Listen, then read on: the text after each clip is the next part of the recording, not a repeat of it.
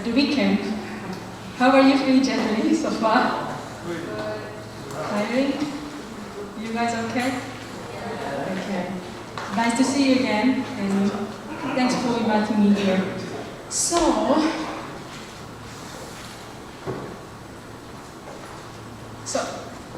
yeah, we'll just sit down here.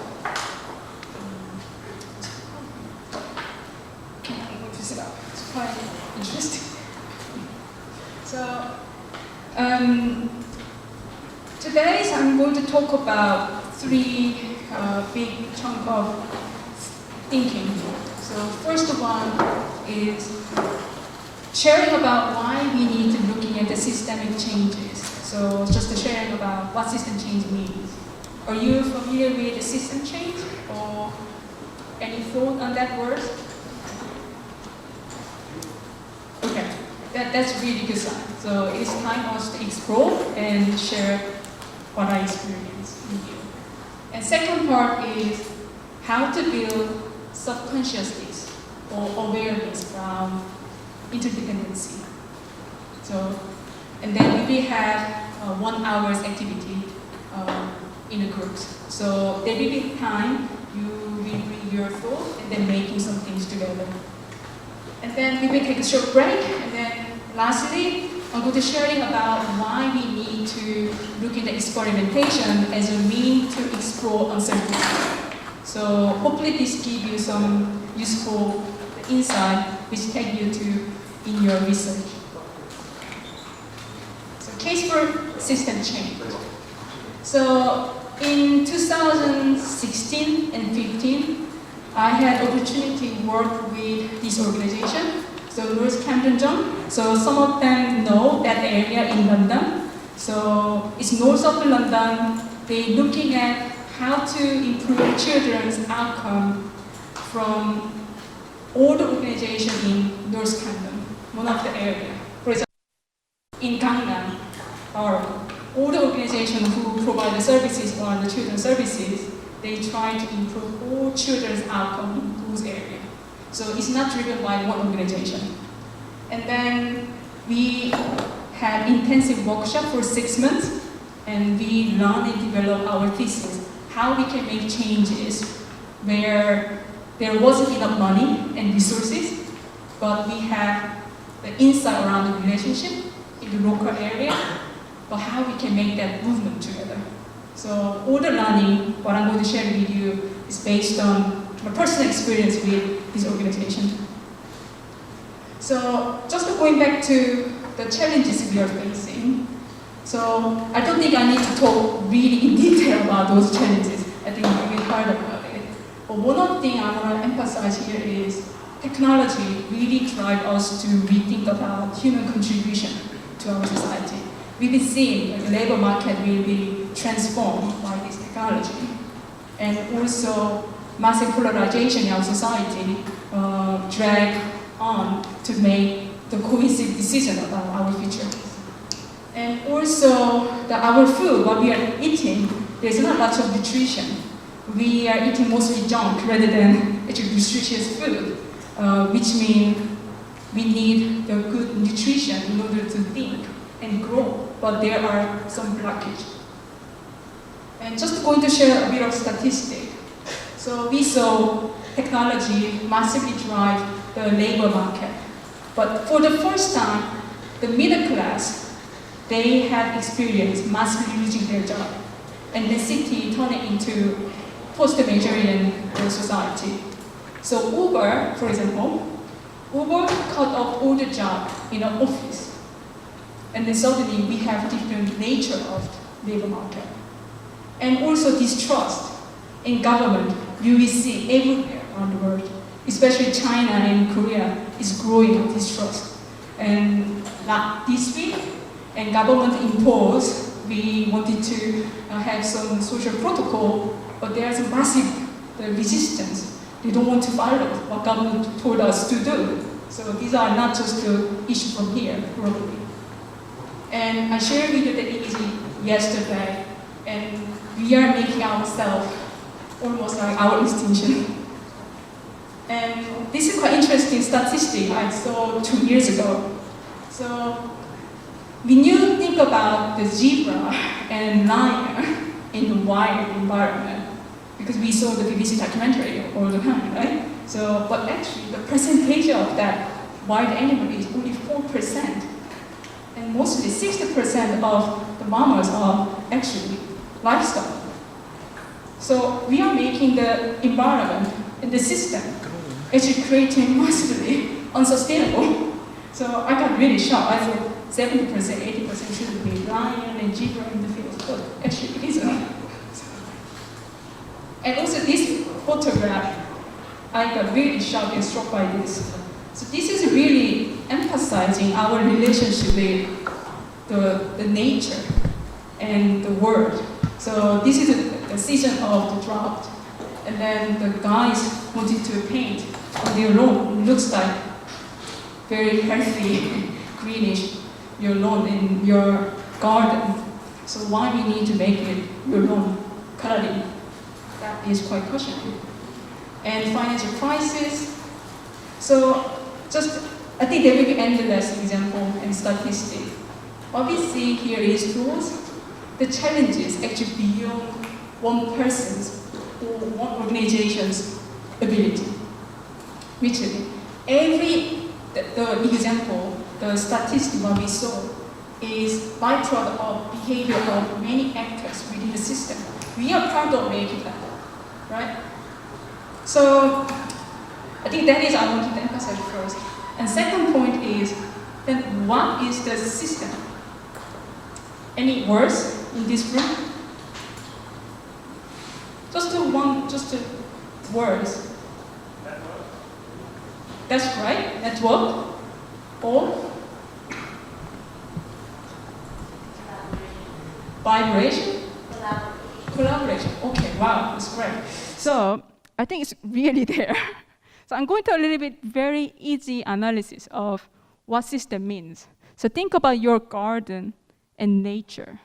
There is plant and animals and also birds and butterflies. They are providing shelters and food and water to each other. So you can see they are making their harmonies. And as a whole, actually plants is part of ecological system. And ecology is a system as a whole. If you think about your computer, so someone invented the computer, and then investor, they pay for the company to produce the computer, and then as a customer, us went to the shop to purchase those computer product and laptop. So this whole system is a part of economic system. So economy is a system. And think about just a human. Everybody, we are part of a family, community, or school. Whether we contribute a good or bad thing to our community and society, we never stand by alone. So we are part of a societal system, and society as a system. So I think if I summarize it, it sounds like I make you feel you are elementary school students, but I think the system is a set of smaller things that interact to form one larger thing. So you can't really say thing, but you know, you feel it. As you said, network and collaboration. We are part of bigger than something, ourselves. So I'm going to share the one video. Can I ask you one of the, so I send you the one, first the link. Can you share the first video until three minutes? That will be okay.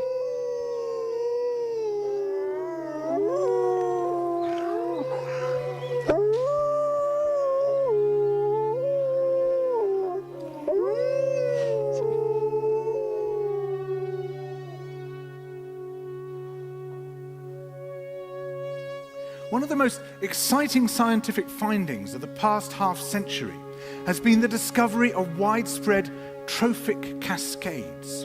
A trophic cascade is an ecological process which starts at the top of the food chain and tumbles all the way down to the bottom.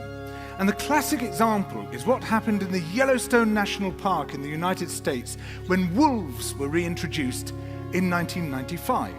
Now, we all know that wolves kill various species of animals, but perhaps we're slightly less aware that they give life to many others. Before the wolves turned up, they'd been absent for 70 years.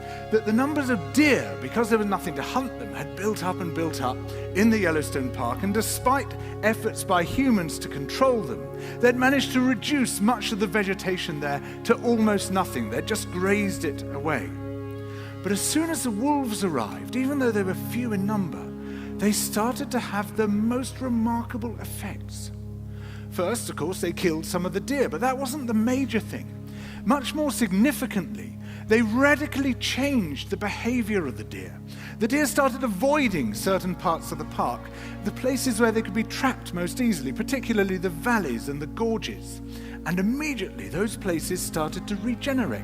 In some areas, the height of the trees quintupled in just 6 years.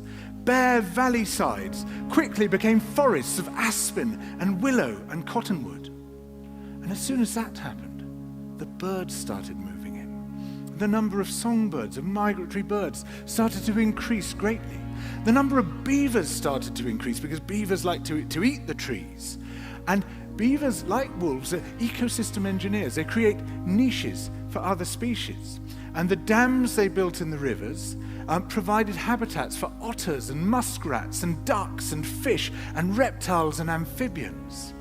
The wolves killed coyotes, and as a result of that, the number of rabbits and mice began to rise, which meant more hawks, more weasels, more foxes, more badgers. Ravens and bald eagles came down to feed on the carrion that the wolves had left. Bears fed on it too, and their population began to rise as well, partly also because there were more berries growing on the regenerating shrubs. And the bears reinforced the impact of the wolves by killing some of the calves of the deer. But here's where it gets really interesting. The wolves changed the behavior of the rivers. So I think this video summarizes what I shared with you richly. So I will recommend you to watch the video after this lecture. So I think that's very interesting to see how the wolf family came to a certain area, completely transformed, because we are not stand by alone. So that's quite a good lesson. So, okay.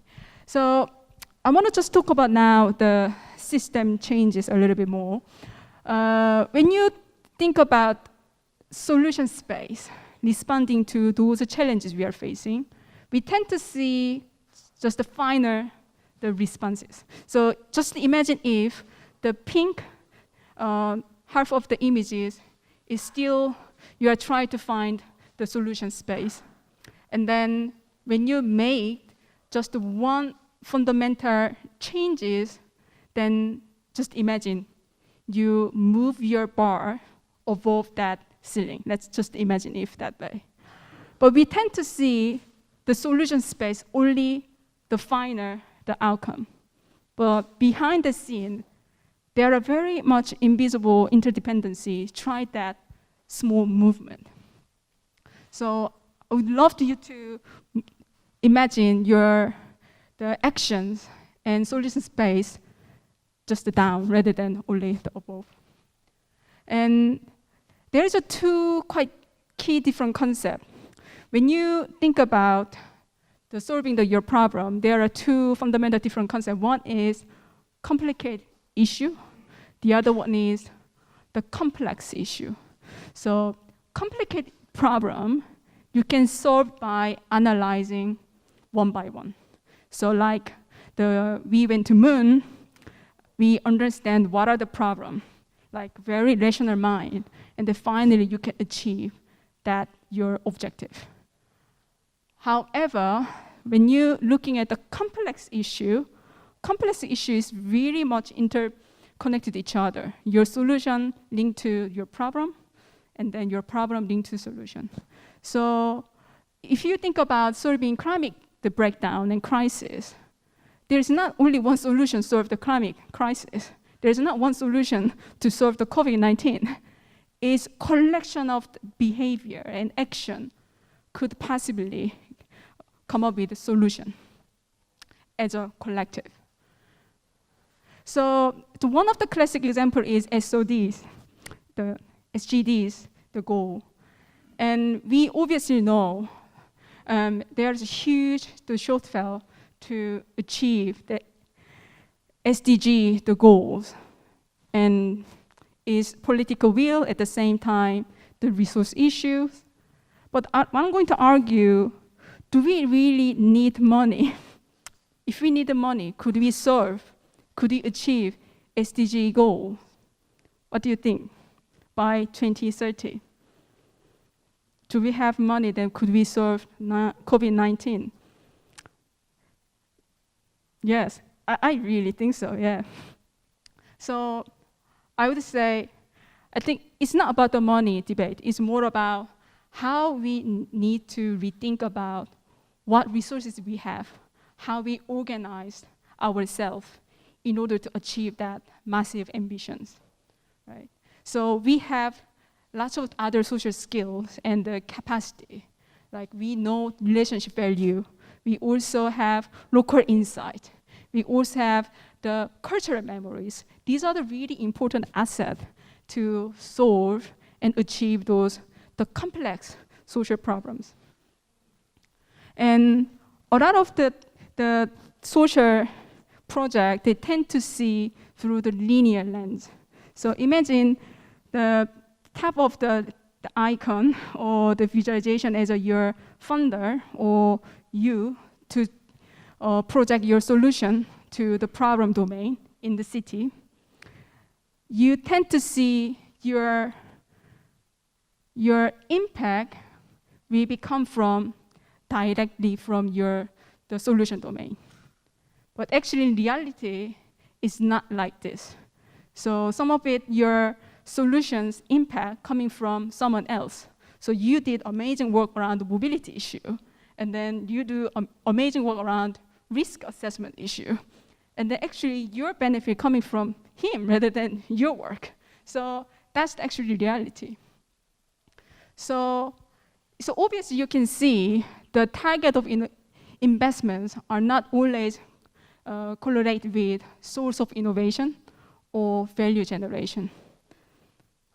So I'm going to share one of the example in order to explain that this is quite easily.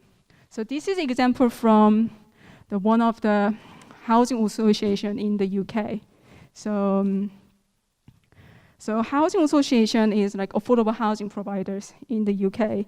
They had a bit of struggle during the winter time. So housing tenant, they didn't pay rent in time. And then like over 5,000 households and the house tenant, they didn't pay the rent in time. That become quite financial burden to them. And then when they look at what are the problem, they realize wintertime, they spend a lot of money on actually heating. So they thought their analysis through the complicated lens, okay, we can put some heating installation to all the houses, then they obviously can pay the rent. But in reality they didn't work, really.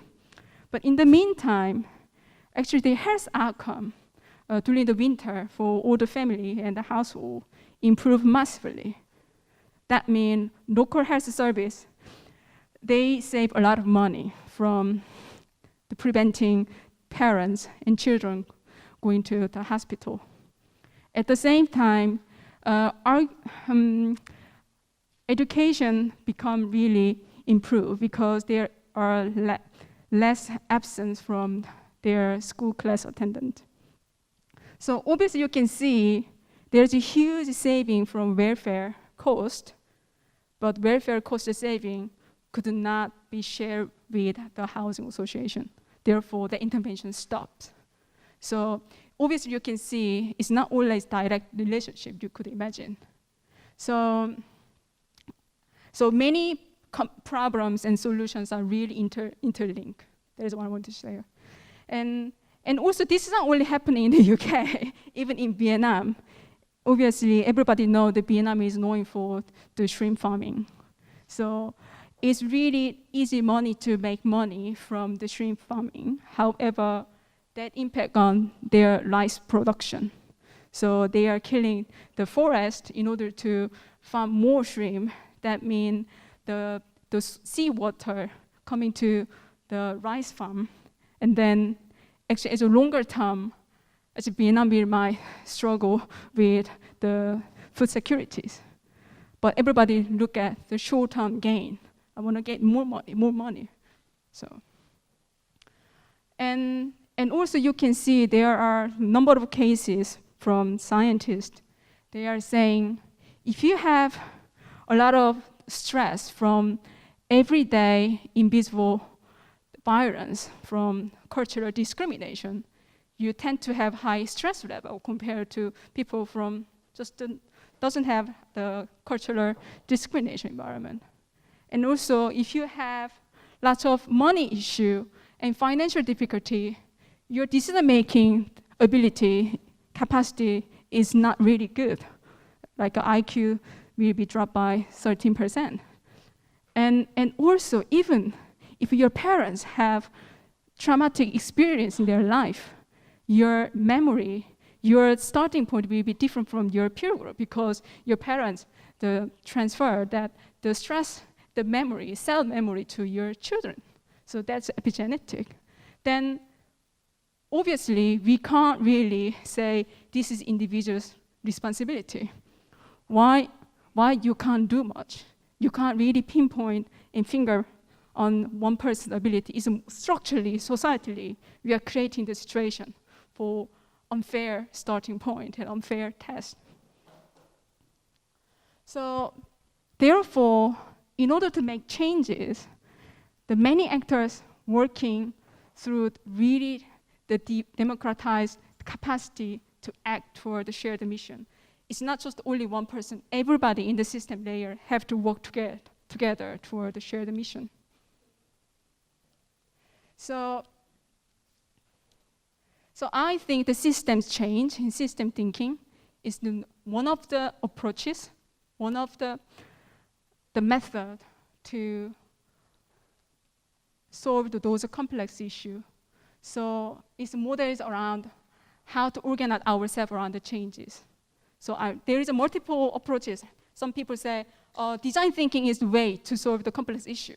Some people say system change is one of the things to change the issue. And I would say system change is really about how to organize ourselves around those issues. Give me just 1 second. I'm going to drink some water.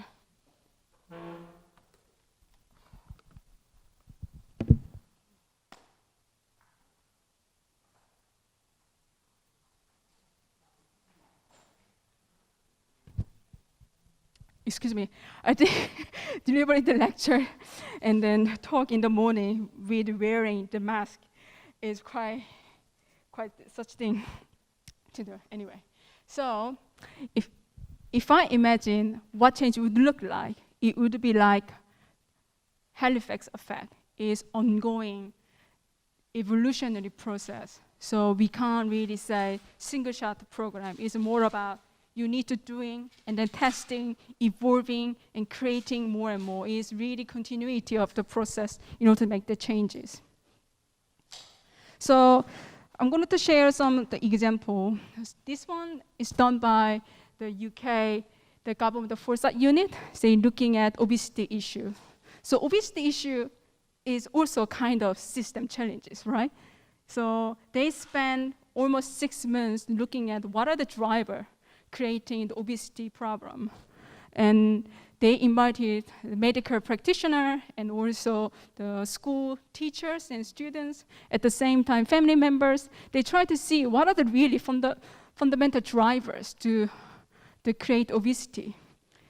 And then obviously you can see there are so many factors, the impact on the outcome, and that they feel where to start.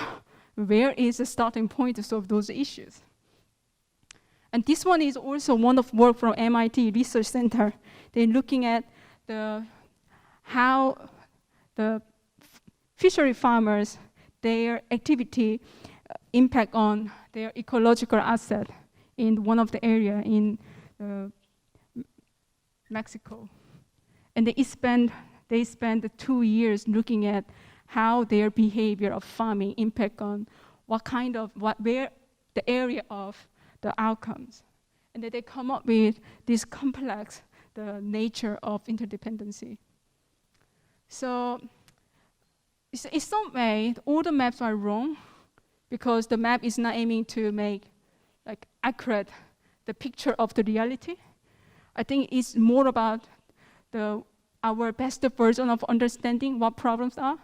So it's a tool to explore different ideas and opinions from multi-actors within the system.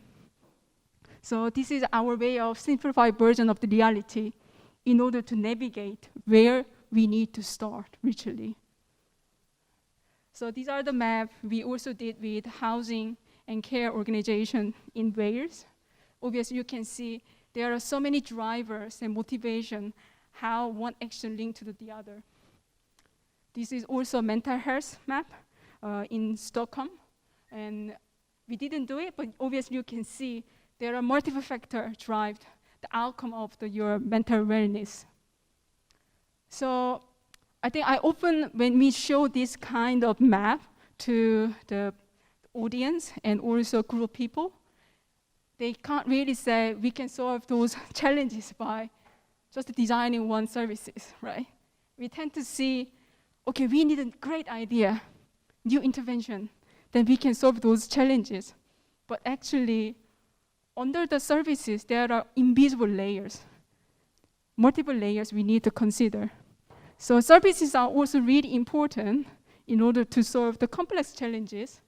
However, under the services, you can see the invisible layers, like how we can design HR contract, someone who delivers the services to the family and children.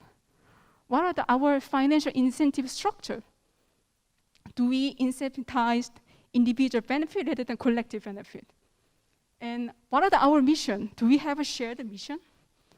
And what are our social contract formulation looking like? So these are the layers actually we need to look at. Therefore, system change is like the iceberg problem. So how we can see beyond just the tip of your eyes, where your solution space lie in. Therefore, I think this kind of complex issue we are facing need new class of solution. It's just to change the perception. You tend to see we can have one amazing mega solution to solve the problem, but actually we need a collective effort to solve the problem. At the same time, we need to look at the problem differently. So that's the first one. Do you have any questions? Okay. Shall I suggest us to take the 5 minutes break and then come back again?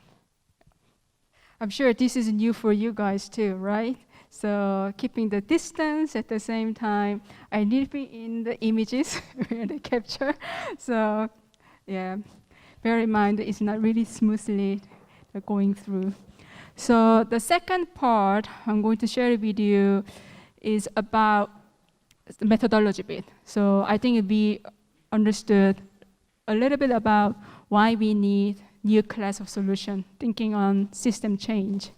So second part is then how can we take that idea and the approaches into your research practice? So here what you're seeing right now is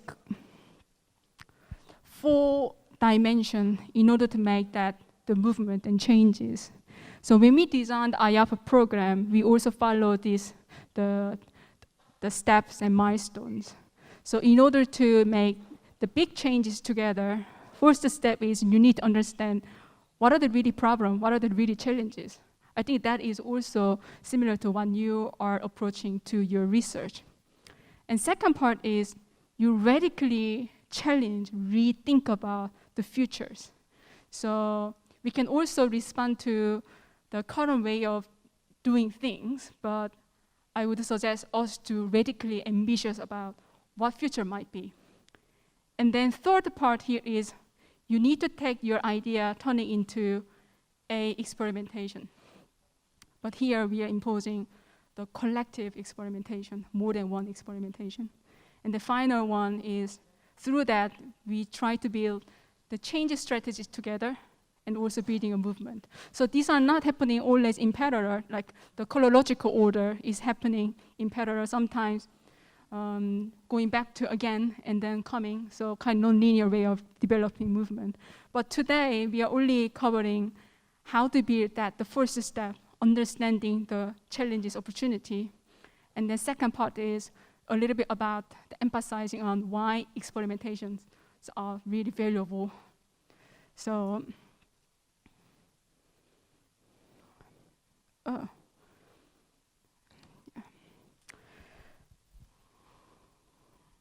so first one is, so what we saw in the beginning, the issues are mostly we call it weak problems, right? So weak issues are the product of complex direct, indirect, interdependent factors. Building. So what they mean by here is combination of direct, indirect factors creating certain the consequences. So we need to firstly understand what are the interdependency between complex drivers. So one of the methods we commonly use is collaborative system mapping, and the other one is system ethnography. So if I paraphrase these words in quite a friendly way, system ethnography is more about using the right side brain, building empathies, and understand people's story about what are the motivations. And then left to the brain part is building your logical understanding of those problems by mapping multiple drivers. And mapping is, so this methodology is really useful, I think, for three reasons. First one is you're able to build collective sense-making around those certain subjects, because here, imagine if you are inviting 30 different people from different organizations, and then you try to raise the issue and then building collective awareness about those challenges, then actually mapping and storytelling is really useful tool to build and navigate the finding the collective understanding of those problems. By doing this, you can build shared languages. So for example, our AYARF program, when we firstly proposed radical, that radical words wasn't really our languages, right? People said radical sounds too hostile in government-funded program. We shouldn't use radical. Even experimentation sounds quite hostile. But right now, everybody uses that language because throughout all the years, the months, and then workshop, suddenly the language become our language. And the third part is you can build some empathy toward each other's perspective. So it's really useful tool. So I'm going to share the 6th step, how we are going to build that awareness through the mapping and storytelling. So the system mapping is really a powerful methodology to create collective intelligence across different actors, and also wisdom within the system. And that helps us to analyze what are the problems and opportunities. So the mapping is really about, I'm going to repeat again, about understand the interdependency among the drivers. And also, second important part is make people imagine beyond their comfort zone. So everybody knows a small piece of the system reality. I know this, you know there. But make them to go somewhere which they are not familiar with. And then from that moment of interjection, you are able to imagine something you are not familiar with. So we are looking for that qualities. So this is the example of what I did in 2017. So we worked with the city in the UK, the Birmingham. The Birmingham in the UK is the youngest city in Europe. And the brief was they tried to improve children's services in Birmingham. So how could we improve all families and children's services in the Birmingham?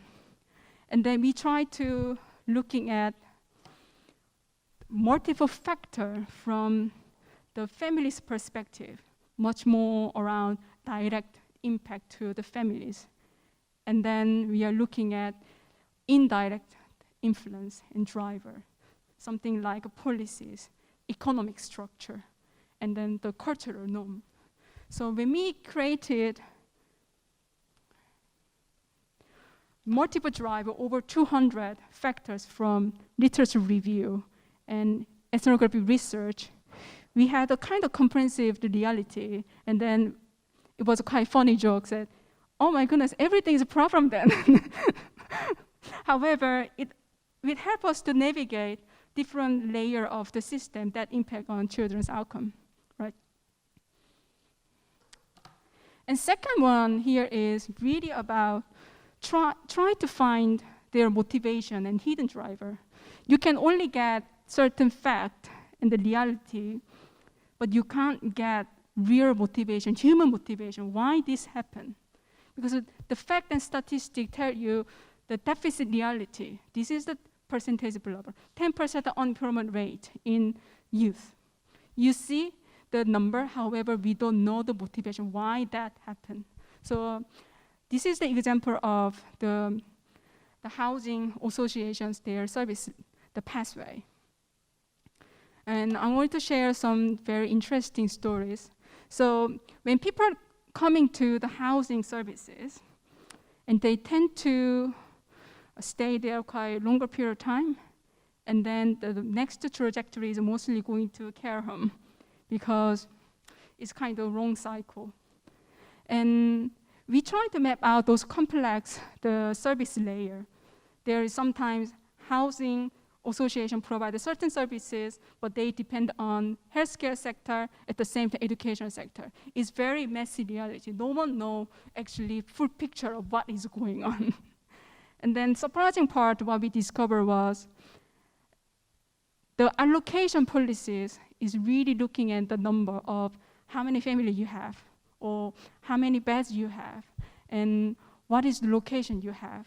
So the procurement process, allocation process, which government provide, is really driven by this is some simple number. That simple number drive people to move one place to the other. They don't really care about what are the emotional trauma and the readiness I have. Actually, the number is how many families you have, or where is the location, and what is the bed size. So we often see the reality is the system is really complex. Therefore, it's very hard to deal with everybody different cases and reality. So we tend to remove that complexity, very simplifying fact. That simplifying fact actually drive you to move somewhere to the other. So like our economic measure is GDP is very simplified measure. That measure drive you to place one to the other. So it would be really surprised. And this is also, I'm going to share the other one was, so this is another project, like early 2013 and 14. We work with the people who are 1% of population who has multiple disadvantages, which means they have drug issue, addiction issue, and the financial issue, multiple issue they have. And they are usually tend to call less than 1% of population. But when we interview them for longer period of time, we discover some interesting insight how our current system could not really accommodate their needs. There is a very human aspect about it. One of the example of the video output, but I'm not going to share the video. I'm going to share the video link. And then the last one I want to share with you is these small stories. Actually, my colleague Indi Johar, he mentioned about this project often. So the researchers spend intensive period of time to understand why parents tend to choose junk food to feed their children. So it was about healthy diet was the research subject. And we tend to say, you are the mother who feed your children junk food, which is not really healthy. We tend to really criticize individual choices. But when researchers spend time with the family for a week, they discover the choice that parents made to take children to junk food, the shop, is literally the right decision for her. Because she has 2 or 3 jobs, and she has like 1.5 hours in her during the daytime. So in order to take quality time with their children, actually take their children going to local, the chicken shop is the best option, decision for her, because that is the best time she can spend quality time with the children. Then when you look at the reality, actually, the problem turning into time poverty issue rather than the food nutrition issue anymore. So we can't really tick the box, someone's decision based on the number. There is a multiple motivation reason behind there. And third one is we take that 2 different source of information. One is a fact, the other one is stories, and we co-discover that the root cause of the problem together. This is one of the photograph we did together with organization in Birmingham.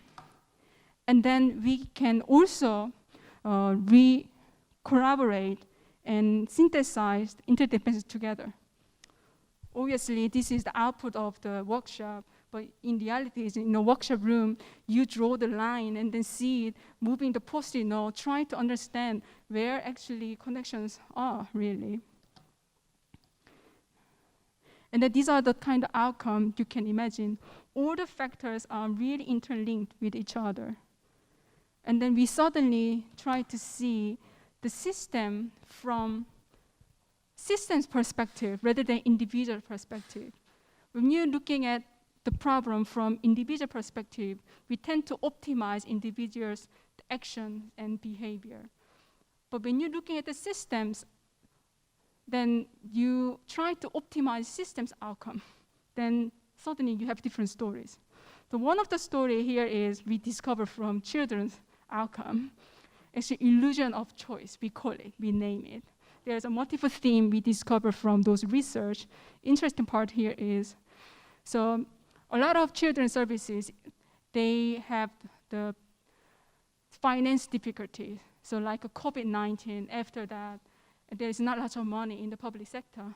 And then public sector tend to make their services into digital services, right? Digitalization of services is massively happening and driven by COVID-19. So Birmingham is also the same. And then there's underlying thought behind there is, okay, we are giving you lots of information. Therefore, you have a choice to choose. But in reality is, the parents who are dealing with the children parenting, at the same time managing job, the post, the mails and information doesn't give them real choice of making decision about it. It's a burden, information overload. So actually, that is not giving real choice to individuals who make decisions about their life. So we call it that is illusion of choice. There are multiple factors we discover as a theme from system perspective. Now the fifth, like what I shared with you in the previous slide, we started looking at the system stories, which we call it system insight. From that, you can come up with new types of solution space. So I told you in the beginning, we tend to see the only services to fixing your symptom, but when you're looking at system perspective, suddenly your solution space become broad and wider. So this is the opportunity space for housing and care, the system. So I saw a number of fellows here looking at new social housing solutions here. So there is great initiative around providing new typology of housings and new service model of housing. But there is also another area you can intervene. For example, what if you innovate the building the housing around the supply chain innovation into your housing process? For example, you can hire local young people and local the service provider around the housing construction. They are exactly part of providing new typology of the house.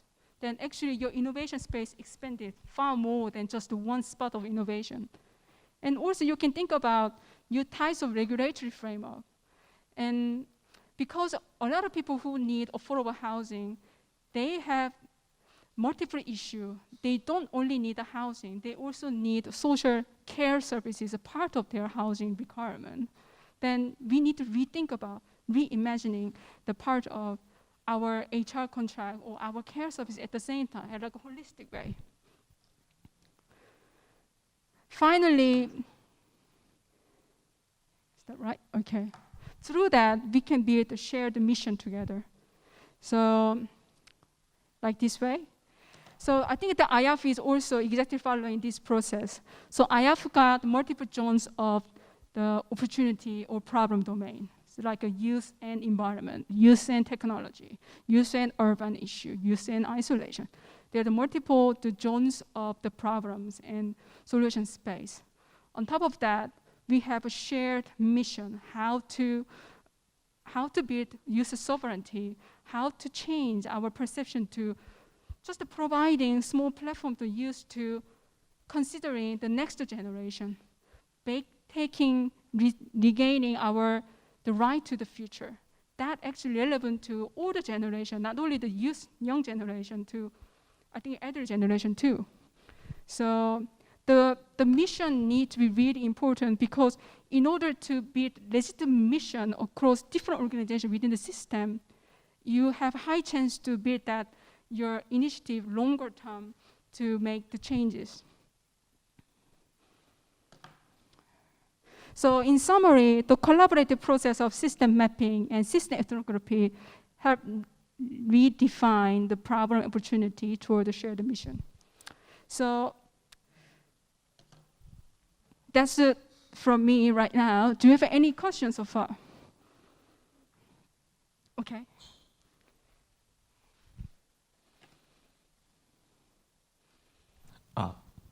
Hello, good morning. I just would like to ask whether what kind of conflict resolution mechanisms you had probably in the program or in your organization or other projects you participated in. So conflict resolution mechanisms between stakeholders, like the usually. So I'm also working in the UK, especially in crime prevention part. We usually have the government and the public, probably also community-based organizations have a conflict, and we kind of fail to resolve such conflicts, so that after all, collaborative forms of initiatives usually go into failure. And what kind of mechanisms you had, and were they effective in resolving and also resolving conflicts and promoting better cooperative relationships?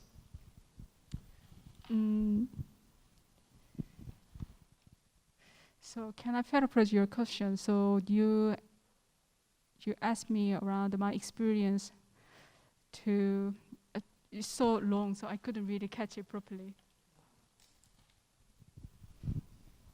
So you introduced a story of community-based, community-led initiatives in London. I'm wondering what kind of conflict resolution mechanisms, or let's say mediation mechanisms, that builds cooperative relationships between the government and communities and residents. And how such mechanisms promoted better and constructive relationships over time. while probably resolving conflicts or tensions between stakeholders. Is that helpful? Okay, thank you. So, I mean, I'm working. I had a. Okay, so how could I say? So here, interesting part here is it's not one organization drive the mission. That's the important thing. So government come and tend to say, this is we want to solve certain societal problem, but we tend to that the brief to the wider audience in order to be a legitimate mission. So, I mean, the process is very longer term, the engagement with governmental servant as well as citizens and corporation. So sometimes it takes 2 years, 3 years, but it's worth to take because people need time to understand the interdependency across their service offer. At the same time, I think we need a new narrative in a way. So we are quite tired of listening. We can solve the issue. I think that kind of the magic of the service is no longer actually suitable. I think people know that that doesn't work. We need a more collaborative effort, joint effort to solve those issues together. Then someone needs to provide, someone needs to start to design a framework how we can work together, how we can coordinate each other's desire and needs. So it's quite fundamentally different way of organizing the changes. Yeah, hopefully that's helpful. Yeah.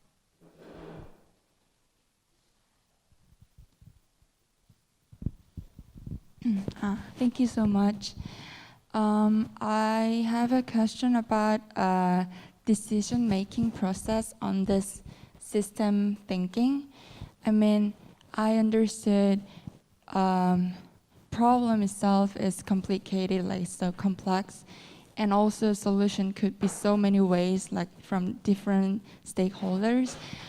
But when it comes to decision making, who has the power? I mean, who make decision among these various type and people?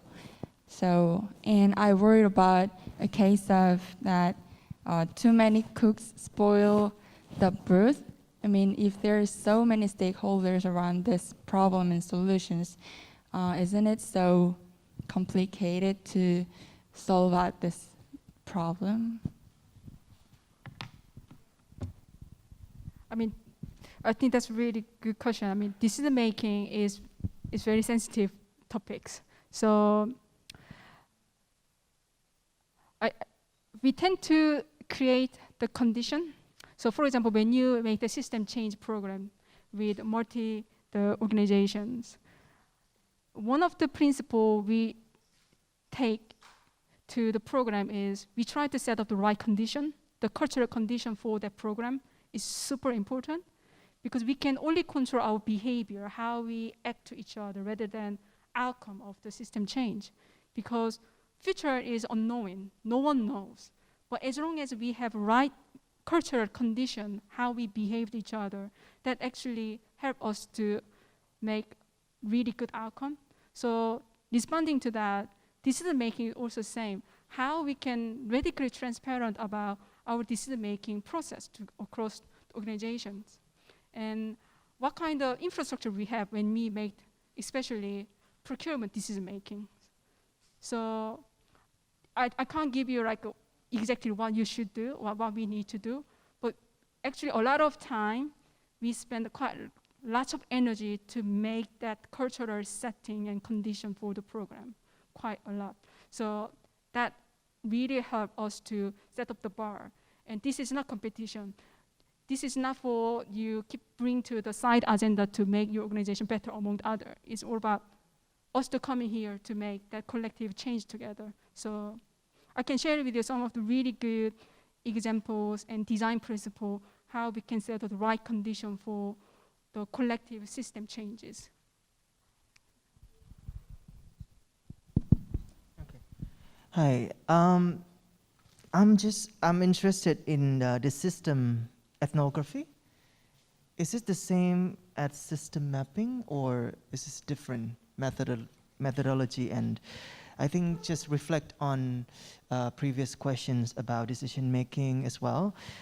So should we come up like as a community when we do something like this, system mapping? Do you follow one shared goal, or anyone can have their own goals but come together? How does it work? Yeah, that's really, really good questions, really. So I think we are not tend to make the one picture from God perspective. So the more people bring their own perspective, of course the map making become messier. Actually, researchers who hold that facilitation conversation tend to quite panic because they can't organize information quite well for a while. But I think that's very healthy sign. So I tend to say it's okay to be messy, and also it's not true. We try to put our best effort, attention to understand that those complexity. And second part is different perspective will make map making and understanding our system will be better.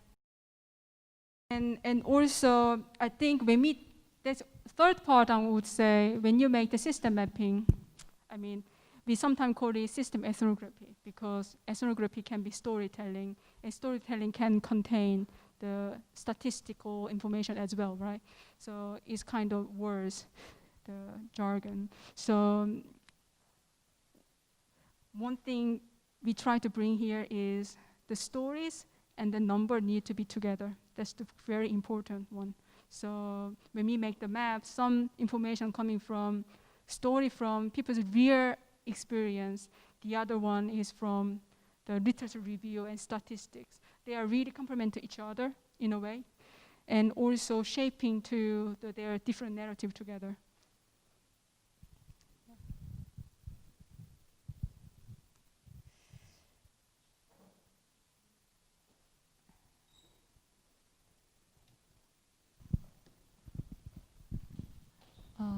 Thank you for sharing the cases, and it was sharing the cases and experience. I think Korean governments never endure that process. I think what Korean government do is, because they are really risk adverse, they want to find other countries' case, and they want to find data to defend something. And then they share their policy outcome with citizens, but that is all. They just, that is for another defense. And also Korean government really want to make some fast policy. And in that case, I want to know what is the fundamental difference between England government and Korean government, who can endure that process? I think that's a very good question. I need to be quite diplomatic here, I think. Okay. In my personal opinion, it is opinion. Person who commission work, it can be changed a completely different direction. And I think the Korea has the memory of making economy really fast. That memory, like a cultural memory, really help difficult us to wait and see and spend a rigorous time to understand what problems are, rather than 빨리, hurry, we can make it. Whereas the European countries, I think they had a long history to make that democracy. And there are lots of history about making error and succeed. I think that the cultural memory form a bit different attitude when take the innovation project. So it's really my personal experience. In European work, they can commission and ask us to spend more than 6 months spend more than 6. But here, I think they want to ask us, I think it's tend to see where solution space are first. But I think there is also changing happening, like AYARF program is one of the program we try to really deeply invest in our time to understand the problems. So I think it's changing. Yeah. So I'm quite conscious about our time. So it is time for you guys doing some activities and exercise within a group. So this is the tool I often use when I meet a client for the first time or the kick off the workshop to think about the change program. So it's very easy one. It's not like a system thinking and system change program typical one. So for example, let's put air pollution at the center. This is the center. This is your problem at the center. And then second one, you need to think about what happened when air pollution is really bad. So you try to write some impact of poor air qualities and air pollutions. And so you write, for example, you can put it, if air pollution really bad, your neighborhood, maybe property price drop. It's not really that popular place that people wanted to live. Okay, and also children, maybe the educational performance might not be that great because I heard that IQ level will drop by certain point. And also psychological mental issue will be problem, blah, blah. And then after creating lots of the impact of air pollution, you need to try to think about why that happened. So why this happened? Then you can put like this one. It's very hard to pinpoint who caused air pollution. Right? Is that me? Right? A molecular invisible component. How could it know? And then think about, even though if I use public transportation, I can't get any benefit. Did they give me incentive, me sacrifice my time to use public transportation? And you can, why this happened? Maybe think about, we need to make economy. Our economy is generating fossil fuel economy. So like this, I'd like you to spend 40 minutes to really think about the nature of interdependency. So I'm giving you the 6 topics. So first one is youth unemployment, housing crisis, illegal dumping. Because of Korea, I see the area of illegal dumping is a quite big issue. And if you see the illegal dumping, especially just the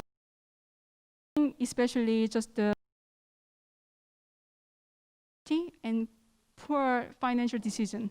It's like a third loan.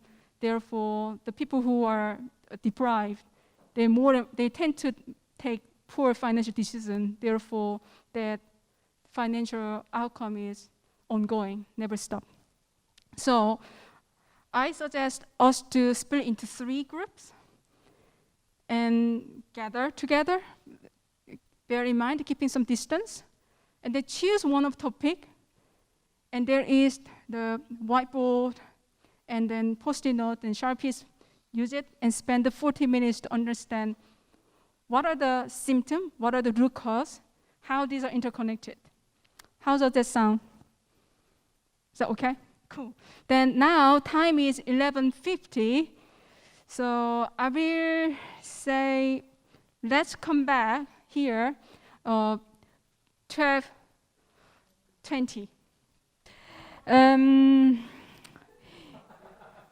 I see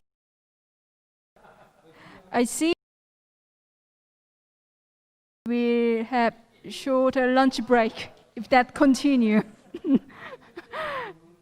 Okay? I think in the next 20 minutes, I'm going to share about how to use experimentation as a mean to embrace those complexity if there is not one silver bullet to solve those problems.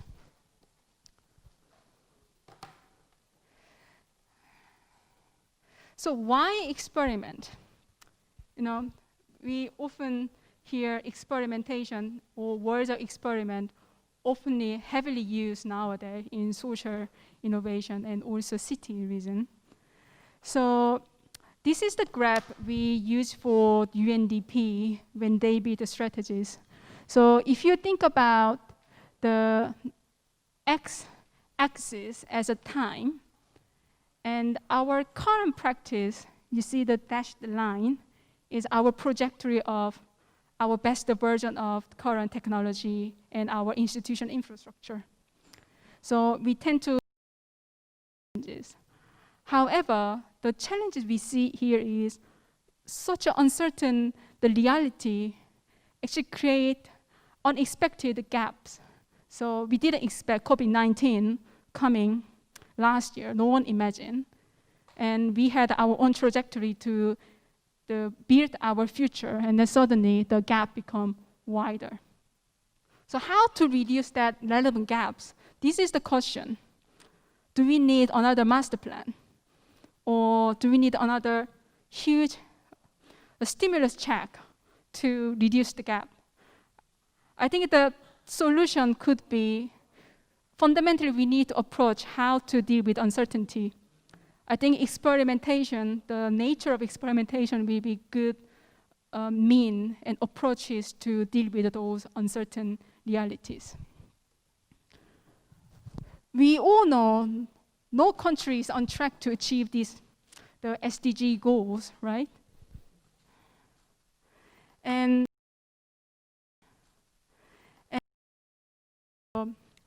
when the hyper-object means global climate crisis and the breakdown, these are the really big subjects.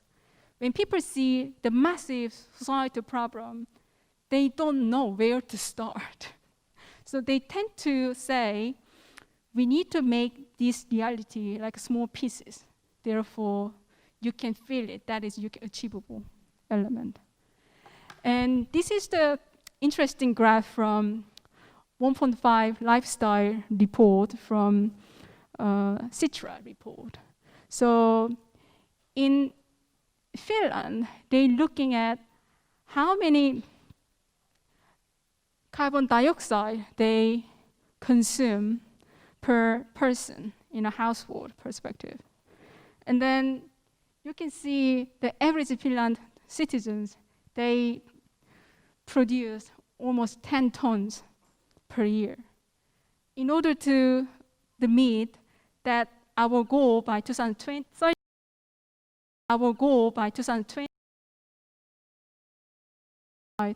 there's a massive gap.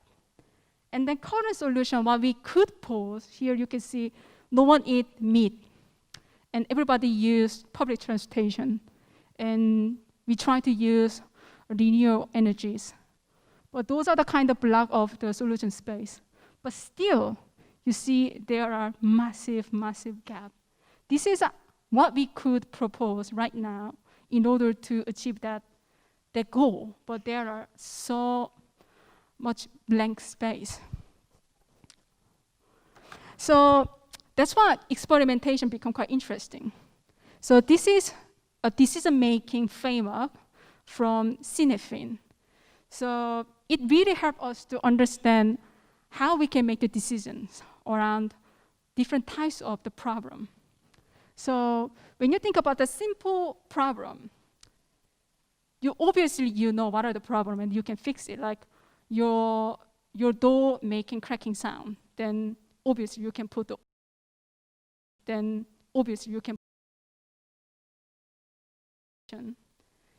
you can't find correlation between cause and effect. It's so random. It's almost impossible to analyze what are the pattern, where to start, right? But interesting part is we often the current problem what we are facing as if complicated issue. In the beginning, I shared with you, there's two different concepts. Complicated issue is different from complex issue. Complicated issue is you can analyze the problem and then respond to that, your analysis, right? So one of the examples is actually the sugar tax.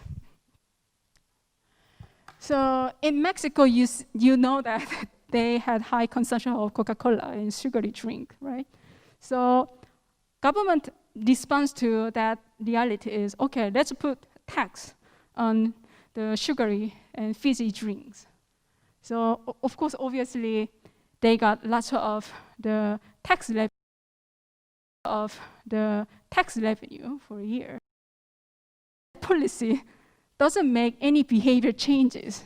We often impose behavior change from citizens. One of the tactics is using the financial mechanism, like a taxation or fine and levies, but that didn't work. And also, we often see this is a quite developing country initiative. So it's an amazing idea, okay, using pumping the water as a playground. So the first month, it worked really well, but 6 months later, no one used that space because you simply analyze and respond to the reality. That way of doing things doesn't work. So therefore, I think we need to respond it differently. Oh, okay, going back to. Because we don't know the future, we need to understand uncertainty around what we are looking for, like climate crisis. No one knows what is going to happen. So the best way to happen. So the best experiment to get to know about what reality is. And then when you a little bit understand what is going on, then you can adapt the evidence when you discover from your experimentation and then follow with the next action. So the process is evolving process rather than analyze, I respond. It's more about sensing the problem and then prove what is the possible solution and then respond. So the process is not really straightforward, it's non-linear.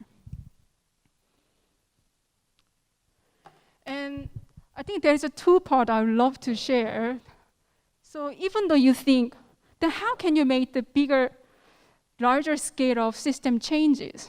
Then people tend to say, this is a scale problem. We need a mega budget. We need thousands of people to make the changes together. But actually, we often underestimate the small scale of experimentation, that the small scale experimentation you are doing it right now here,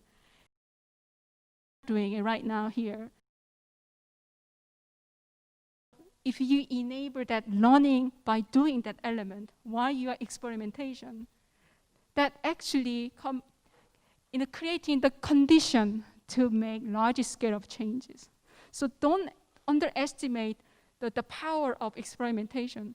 This is very known for the transition theory. You can see it's starting from foundation, small niche experimentation. It creates patchy work. And then combination with the technology and societal needs, institutional requirement, you finally create a new landscape change. So we need to have a lot of small experimentation happening in our city. And also, this is from Anthony Dunn's speculative design theory. Experimentation itself is also opening up new possibilities. I think when you see the design practice, they often use the methodologies. They tend to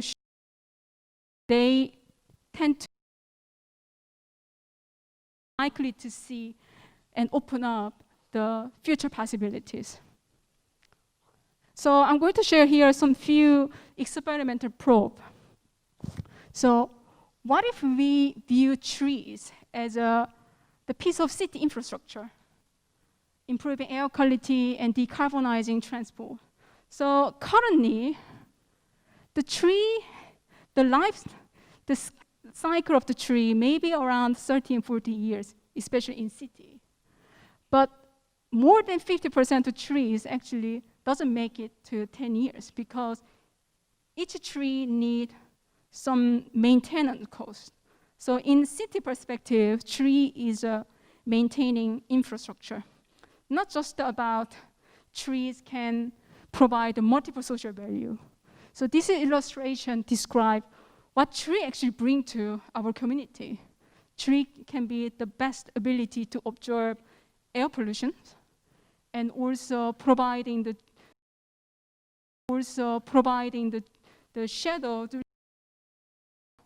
And gradually, you can also change your neighborhood atmosphere.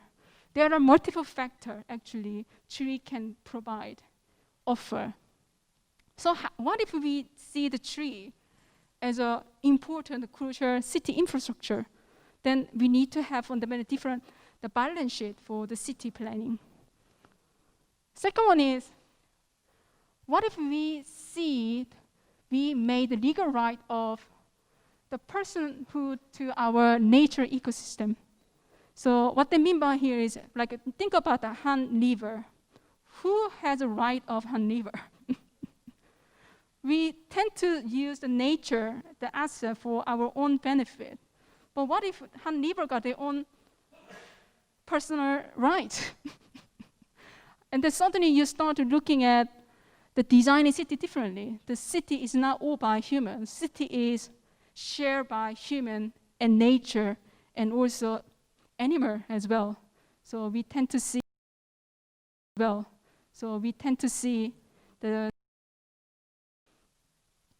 And what if we taxed the property on the value uplift from our collective investment? So I mentioned this one yesterday.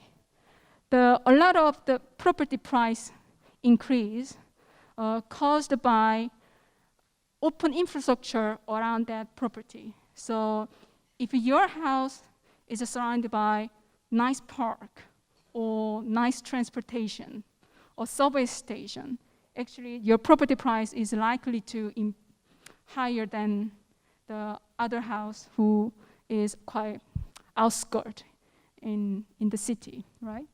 Then actually a lot of this public infrastructure was invested by government, our taxpayers' money. But the value lift is mostly captured by house owner and landowner. So we obviously see how unequal our system actually. This is not the person's issue actually. This is not the person's issue actually. We created system lift. So this is the kind of the idea we can impose. If the neighborhood become really nice neighborhood by putting a lot of social infrastructure, then the house owner or landowner, they share certain amount of money, bring back to the community investment. But currently, we don't have that legal infrastructure and the regulation yet. And then you can also put collective investment pool. Everybody put carbon neutral the infrastructure for the future. Not like a government to put the money for regenerating your neighborhood, actually. Like what I mentioned 2 days ago, everybody in the city, they can put $5 or $10 to build common infrastructure for the city. That's possible. If we have the right tools, we can do this. And this is also another idea of the public procurement ideas. Everybody in this area, they can put new idea around the neighborhood project that related to climate the crisis. And then people voting for, I think that idea pretty good. And when voting is high, then we can unlock the funding to invest into your neighborhood. This is all possible. We need a new mechanism, instrument to make the collective investment and the changes transparently. And what if we ran planning consultation using augmented reality and real-time policy feedback? So the more and more city become designed and planned by a few hands. What if we allow ourselves to be part of designing the city by using new piece of technology? So you can put your cell phone and the real time, your cell phone screenshot augmented reality of if we continue to living like this, consuming a lot of plastic and lifestyle, then sea level will be like this. Just immediately you can see the simulated reality. And this is the piece of work the Dakrmatter Lab and System Change Lab are doing. We completely transform the planning tech as a code. Therefore, everybody can be part of designing the cities. Because in the future, our professionalism become a code rather than all by one person. And this is also another provocative idea. What if we had a warranty structures, insurance scheme, and institutional design that encourage distributed making and remaking? So, very interesting. If your cell phone is broken, especially iPhone, there's a few places you can fix your iPhone. But what if we can hack the changes of the components, everybody? And then if you update and then improve your component of your piece of the instrument or your devices, you can actually share transparently. I update the small piece of my cell phone, the camera. So what if we completely transform the ability of the hack, ability of improvement? Then we can imagine completely different the city planning and outcomes. You see, like that. And I think this is animation, but I can't show this one. But later, I'm going to share with you. This is animation about how one bricks last over time, and that during the life cycle of the one bricks, what kind of social value one brick can bring to. So usually the bricks is a cost of production cost. I don't know how much it would be, maybe $5 for one brick, I don't know. But actually, if we can measure full cycle of the bricks, then how much would it be? So from manufacturing to reusing and going back to again, then what kind of new business model we could imagine? And this is the last one. What if instead of command and control approaches to licensing, we allow for peer-to-peer context-relevant real-time licensing? Okay, sounds quite heavy. The thing is, current licensing mechanism for using city space is very much analog. So there's one party allow you to use certain communal space. Like in Seoul, if you want to do the protesting about certain thing, you need to go to City Hall or registry office, allow for, I want to use 5 hours in Gwanghwamun area for protest some messages to the public. But those mechanism is very much analog way of doing things. So how to control, how to evaluate using the space, city space, very much based on control and command and control. But what if everybody can regulate each other, account for each other? What if we can make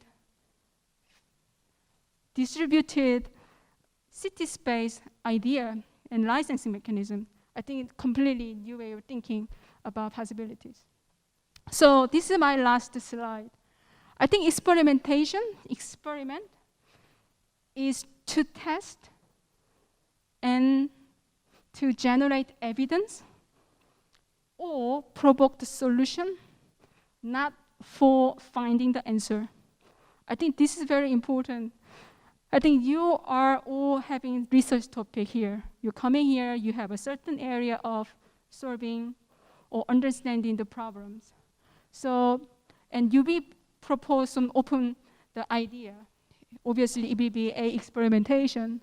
But experimentation is not your destiny. Experimentation is get to know about what problems is really, what is the pain point, and then provoking the reality and adapting and recreating your strategy to understand problem. So creating good, useful evidence to find near future possibilities rather than answer. So lastly, I want to share this quote. I think it's a very nice quote. I like it. I don't pretend we have all the answers, yeah? but the questions are certainly worth thinking about. So don't try to find the answer right now. Have as many questions you can, and then spend that richness time during the AYARF program. I think that's all from me. Thank you. Okay. Yeah. So I think the time is quite limited, so I'm closing here, and I'd love to get some questions from you guys.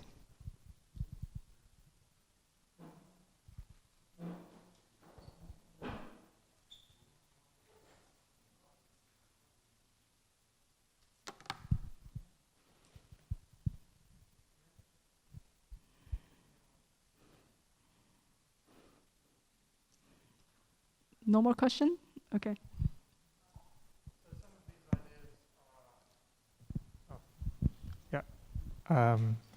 They're quite systemic and complex, as you explained. How do you go about communicating your, like, for example, the prototypes for different services or interventions that you mentioned towards the end? How do you go about communicating those to partners, like the government institution or a business, or, yeah? So, yes, I think that's a really good question, because it's quite unusual approaches to the funder. Therefore, I think in the beginning we tried to really illustrate the process and how the process go in the next few months, and also using quite a lot of inspirational examples. So we're doing quite a lot of case studies, and also the experimental provocative, the question to inspire them in a way. Actually, future is not really far from here. You can do this. You have lots of tools. You have the power to decide and procure things. You can also sometimes use, especially the government sector, they have a multiple tool to influence market and also behavior change. So we tend to say, you have lots of options and choices. Why don't you just try something very much long-term thinking and radical solution for now? Then I think that persuasion is quite, it's not always successful, but we try to say honestly what we believe, what we stand for. Yeah.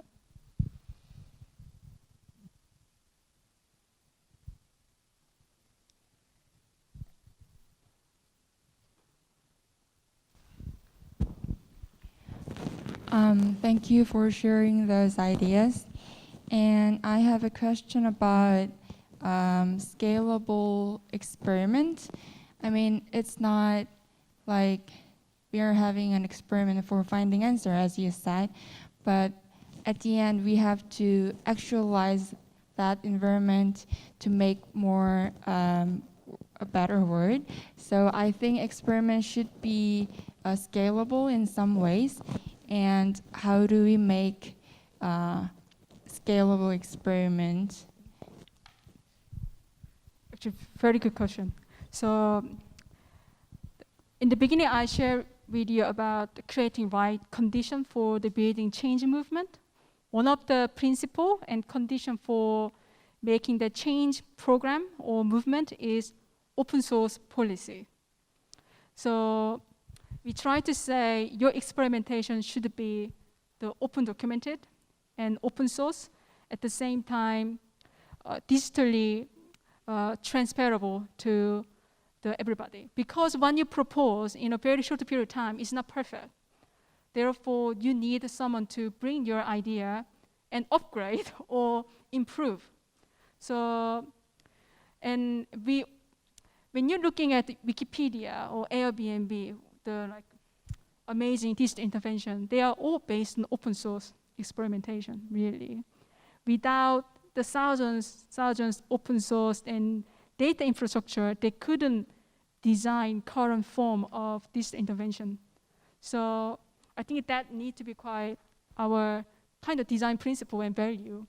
It's not all by by few is kind of service, like product as a services, right? So yeah. I think we mostly, okay, last question and then. Hi, thank you for your presentation. I really found it very insightful. So for me, I think one of the problems I always encounter during research is like I base my research on like case studies, like for example, my country, but it's a very small scale experiment. But I wonder like how do we normally contribute like in general, like in the academe, if we base our like research on like our specific case study. So paraphrase again, please. Like we always get asked like how do you contribute like with your experiment or research, like how do you contribute to the academe in general? How can you like contribute in an academe way by your research if your case study is very focused on your specific country? Okay. So I'm not sure I fully understand your question. Is that your question is how to contribute this way of doing the research into academic discourse? Yes, if you're very like based on a small scale experiment. Can I ask you why you were thinking about that? A little bit background. It's always been in my school. They always ask like, how do you contribute? Like your research, how can you like contribute academically? Oh, okay. I think there's a quite high threshold to make like academic discourse and debate. I'm not in academic field, so and also we are working for university quite and teaching as well, but I think we just in my personal opinion, everybody has very valuable point, and whether regardless of the size of their input, that is just I'm going to start with, and obviously depending on communication platform, you need to be very rigorous to prove your case. And I know it requires hard evidence why your point of view is stand for which area of argument. So I think, you can easily argue the scale of your research. If your scale is small, then it's not really important. I think that is a bit weird in a way. I don't think everything becomes a scale issue. That is it's not really cool, I think. I think as long as when you approach your research, you are rigorous enough to understand your problem, even though you have limitation in terms of time and space. I think that attitude becomes quite powerful. That is, and then you have a space to collaborate with other researchers to make the volume and the scale bigger. So I'm not sure I answered your question properly. Thank you. Yeah. Okay, I think the is almost done. So thank you so much for your patience, and yeah, and good luck with everything.